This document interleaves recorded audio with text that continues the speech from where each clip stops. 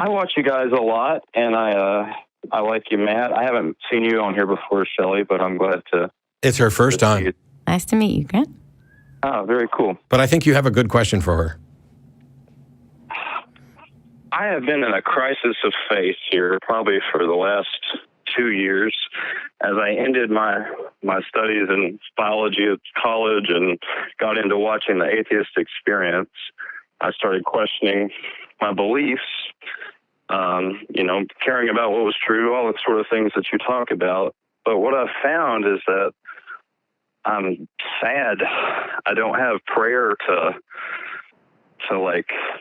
carry my burdens the way that I used to, and I'm having a hard time replicating that through any other means. I mean, I've tried meditating, and I don't know. It's just I had this foundational thing, this religious experience that was, convincing to me for forever, and once I questioned whether I could know that was God or not, I'm just in this pickle of I don't know what to do with it.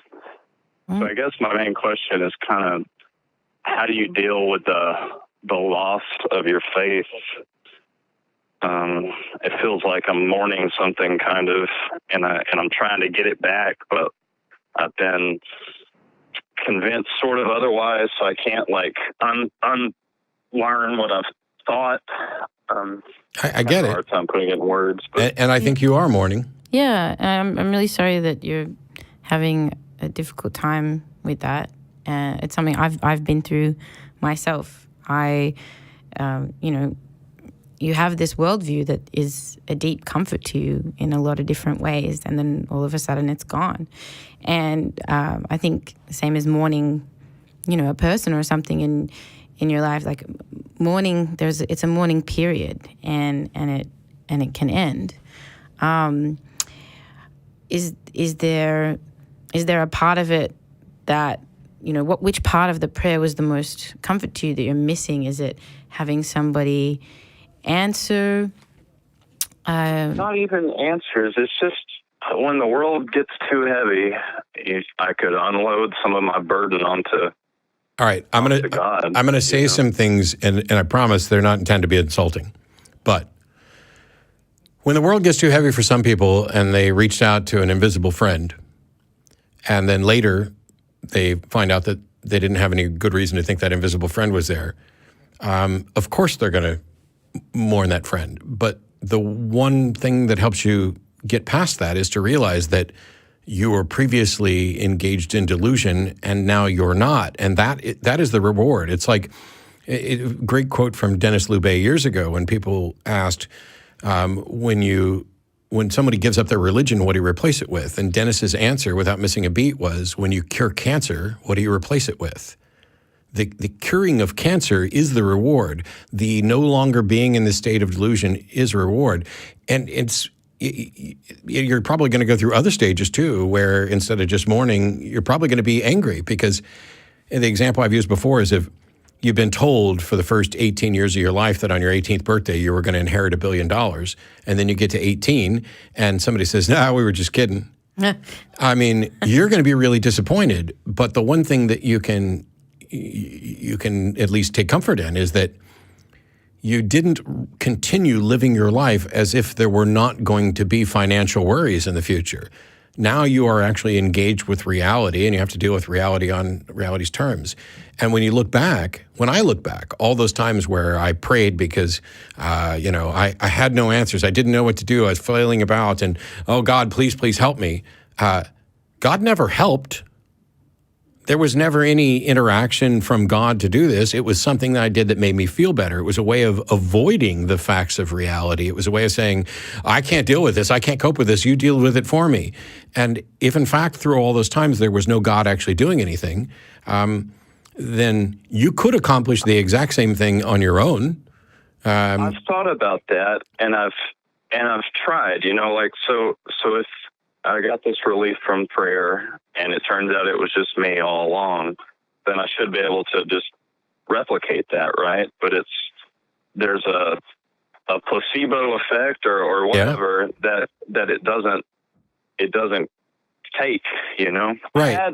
But if you found out that you thought you were getting better because you were on an actual medicine, and then later on you found out that you were actually on a placebo, well, now taking the placebo is probably not going to be effective now that you know that it's a placebo. Maybe it does. I know that there are some studies that show that it might be. But the bigger thing is, if you know it's a placebo, why would you ever keep taking it? Because clearly it wasn't having the effect. The effect was coming from somewhere else. Well, I don't know it's a placebo. Just for some background, if you'd like to know what my foundation was, like, I didn't get indoctrinated as a kid or anything like that, but there was an altar call at some church when I was 15, and I went up there and I had this, heavy experience that I would have called the Holy Ghost at the time, like felt hands on my face and I felt like hot oil kind of pour down my head and just this overwhelming like peace and also just sadness that I hadn't like came to it sooner or something. And it's not tied to any specific, like book or something. Like I didn't feel trapped by it. It didn't keep me from doing anything. It just, it was just like he was there and now he's not. But, okay. I'm not, and I realize I probably messed this up earlier. I'm not saying that you were wrong that when you thought that God was there. It's just that you've come to the realization that you can't be confident that you're correct, which to me is actually an argument against God, because if there was a God and he gave you this feeling and then later on you couldn't be confident that it came from God, then doesn't God have the responsibility to demonstrate to you that it was in fact God? I mean, if somebody started getting text messages from me or from someone they thought was me, and then they began to doubt whether or not it was me based on, the conversation or lack thereof. If I care about them, isn't it then my responsibility to verify that it is in fact me?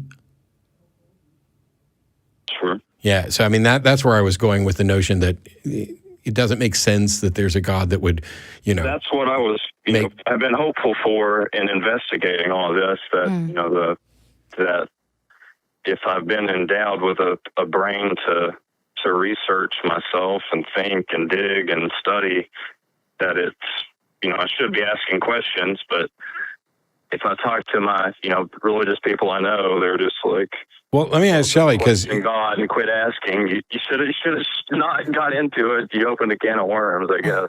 I guess, but I mean, Shelley mentioned that she had feelings like that. How did you get past it, or have you? I wrote music about what I was going through. Actually, that's what I was going to ask you. Are there things that you love that give you a lot of joy that make you feel better? Are there people in your world that you can talk to that maybe feel similar things or have been through something similar that can help, that you can relate to? I'm kind of have had a hard time finding people that feel the way I do about it. Honestly, they seem like they're either pretty gung ho atheists or gung ho believers. I think there's a lot of different communities. You mentioned recovering from religion online, earlier. Yeah, recovering from religion. I'm not sure if they have a chapter in Tennessee, but there's online resources. Yeah, with you them. can check it online, and they'll show you if there's groups, local organizations in your area. And the also the secular, yep. Exactly. There's someone that you can talk to who sort of understands where you're coming from and the secular perspective, which might be really helpful if you're grieving. And they're experts, but one thing is that what you're feeling is normal. It doesn't happen to everybody. Like I know atheists who were raised in a religious denomination who have been atheists for 20, 30 years, and they still wake up at night with a nightmare about hell, and it seems real. Their intellectual mind understands that I don't have any reason to think this is real, and yet it doesn't change the fact that it's potentially scary. Yeah. And then there's other people like me where I walked down the aisle at the age of 5. I was active in church all the way through my teen years. I never really had a big fear of hell because I always thought that I was going to heaven from the age of 5 on. And then when I realized that I didn't have any reason to think any of this was true, I asked myself, which other religion's hells had I bothered being afraid of, and which other heavens have I tried to seek? And so maybe, you are feeling the loss of being able to pray to the God that you believed in formerly, but you're not feeling a loss from the opportunity to pray to God you didn't believe in. I don't know how that's helpful. I'm curious too. Was it kind of like you're wanting to go to heaven and fear of hell that motivated you to believe it initially, or or is it just like a personal relationship or a mix of both? I just believed it because that's what I was told. All the people around me, my parents, my school, my community, everyone around me believed it. And I was very trusting and didn't really understand skepticism or critical thinking at the time. So I didn't have any reason to challenge those ideas. And then I developed this personal relationship with this person in my head that I was talking to. And I definitely grieved it when it was gone. And I grieved the loss of concepts of heaven or things that I'd held on to my whole life, thinking, I'm going to get to see my grandfather again one day. When I say there were so many areas to grieve, coming to terms with my own mortality, realizing that, when people die, I'm not going to get to see them again. And so, I mean, for me personally, focusing on what I did have and on this one life that I know I have for sure, and focusing on gratitude and talking about it and thinking about it, eventually that deep sadness did go away. Well, thank you guys. I appreciate you chatting with me. Yeah, I mean, by all means, reach out to Recovering from Religion, maybe check out Psychotherapist Project, look for some online resources. I know there are atheist groups in the Chattanooga area because I've met them. Beth is from Cleveland, so... Okay. I've been in that area. I found something like a humanist thing that meets around here. I thought about going to that. I've hit like about every church in the city in the past 2 months trying to recapture something, and I can't seem to find what I'm looking for. So I'll try. And I'll try something else. One of the things, and this is the way you phrased that, and I'm not going to beat up on it. I'm just going to point out the difference. When I got to a point where I realized that I didn't have good reasons for believing, I never experienced this, let me go find a way to get that back. I was immediately in the position of, wow, I no longer am wrong. I'm no longer believing something without a good reason. And so instead of searching for a way to get it back, I went searching for what other things can I discover? I can't possibly investigate every religion. I don't have enough time, so let me dig in on the philosophy to figure out what kind of God might exist so that it directs me in the right way. But it wasn't I need to find a way back to a God. It's I need to continue seeking what the truth is.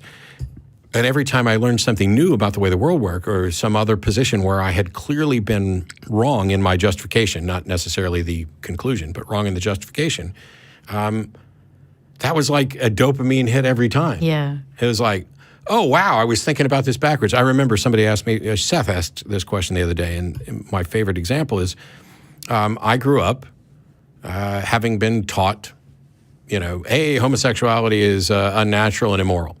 And throughout my teens and probably a good chunk of my 20s, if I saw two men kissing, I'd have this visceral kind of, that's gross, kind of, the gut reaction. And I assumed that because this was a more visceral reaction, that it was a natural reaction. And as it turns out, it's a completely learned reaction that I didn't even know that I had learned it.